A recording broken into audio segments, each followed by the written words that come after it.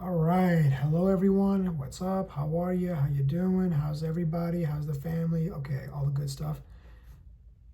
Let's get into, I want to kind of do like a rabbit hole, going down the rabbit hole together. In my last video, I was talking about health and how it made me leave a job. And it made me think about Europe and how things are different. So let's do this. What's the FDA funding? And then after that, we'll look at what's the EFSA funding. So that way we could see if there's a potential of being compromised. So who funds the FDA?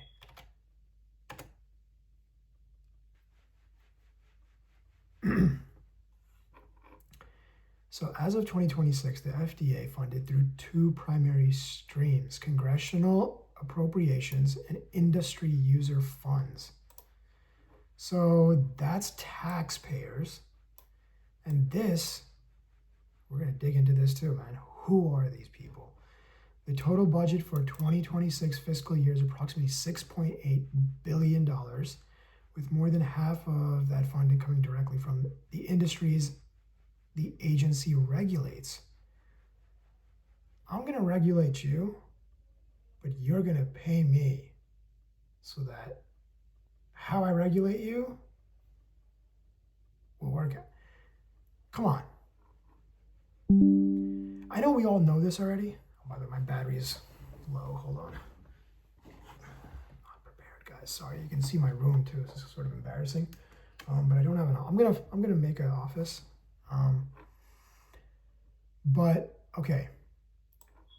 So these funds are generally used for core public health functions that do not have a specific industry fee, such as food safety inspections, outbreak responses, monitoring of the blood supply. I'll get better at speaking too, by the way. 2026 shift for 2026 fiscal year, there has been a notable push to make America healthy again, right? Advocating about $235 million from this pool to address chronic diseases and restore trust in the food system. Okay, that's a positive. But we want to know, why is this allowed? Under several federal laws, companies must pay fees to the FDA to have their products reviewed and monitored. In 2026, the user fees account for $3.6 billion of the total budget. Must pass agreements. Every 5 years, the FDA and the industry groups negotiate performance goals in exchange for these fees. Bro, what? FDA and groups negotiate? How are you negotiating performance goals? No, we're going to make sure that safety standards are here, where the percentage of harm is reduced to almost 1%. Okay, well, let's negotiate. Can we bring that down to 5, maybe 10? Is that what's happening in these meetings?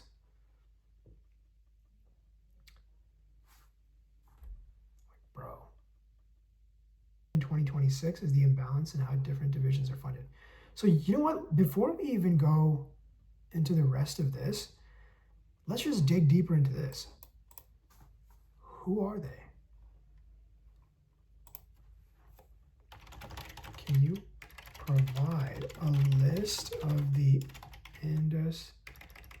companies that make up the $3.6 billion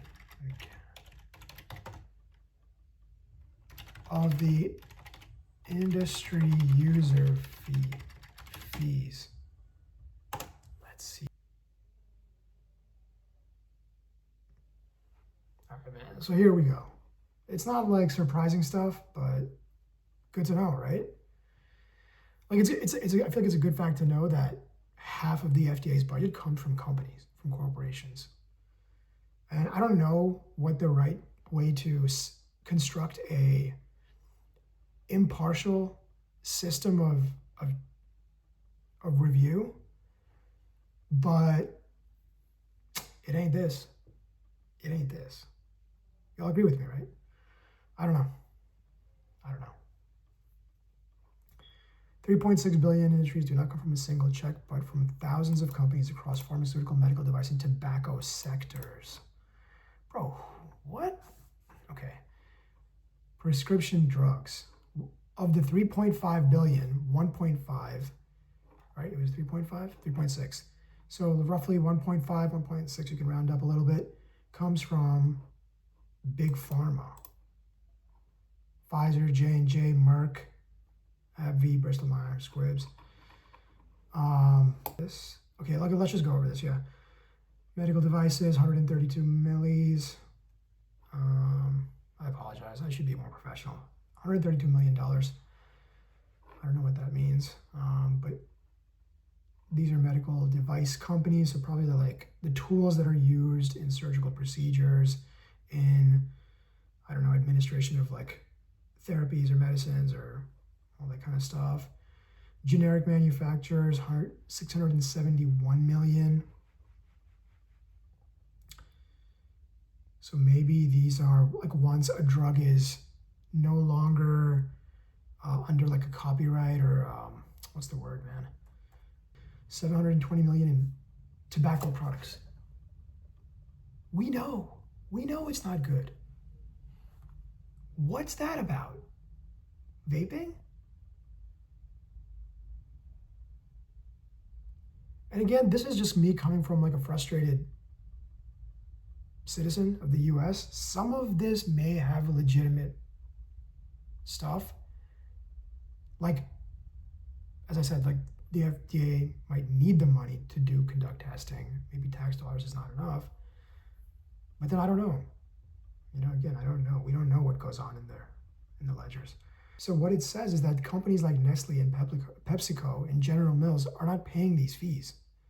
So the food additives are rarely re-audited by the agency.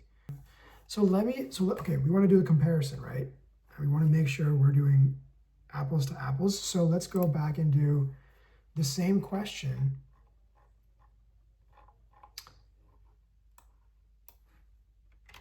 but for the European version. EFSA.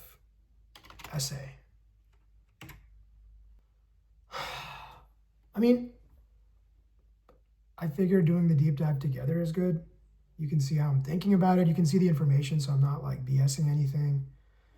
And we kind of learn together, maybe.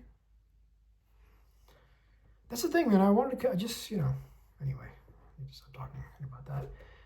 So unlike the US FDA, which receives over half of its budget from industries it regulates, the European Food and Safety Authority is almost entirely funded by the public budget of the European Union. The primary funding source, the EU budget, the EFSA is an independent agency of the European Union. Its budget is decided and allocated annually by the Parliament and the Council of European Union based on the proposals of the European Commission. 100% public accountability. It does not collect fees from food companies or pharmaceutical firms to review their products, and its financial stability is tied to directly the the EU taxpayers. This funding model is designed to ensure the EFSA remains independent source of scientific advice, while the EFSA assesses the risk. The European Commission member states handle the management, laws and bans, keeping science theoretically insulated from corporate financial pressure.